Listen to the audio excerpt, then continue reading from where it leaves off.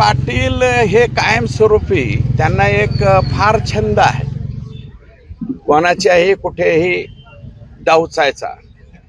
तर मला वाटतं त्यांनी माझ्या नादी लागू नये। मी सोपा डावचायचा माणूस नाही। मी जर उलटा फिरलो तर तुम्हाला सुद्धा नीट सोडणार नाही।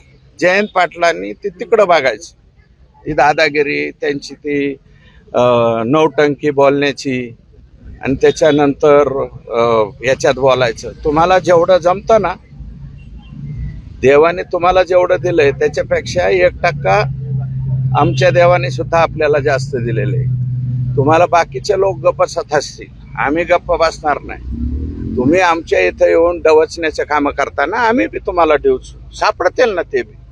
या महाराष्ट्र राज्यामध्ये मागचं मवियाचं जे सरकार होतं त्या सरकारच्या कालावधीमध्ये कोण जलसंपदा मंत्री होतं, ज्यांच्या कालावधीमध्ये जिओ टॅगिंगचा GR झाला, त्या जिओ टॅगिंगच्या GRच्या नावाखाली या महाराष्ट्राची किती लूट झाली हे सुद्धा पुढच्या अधिवेशनात पहिल्या दिवशी बघा।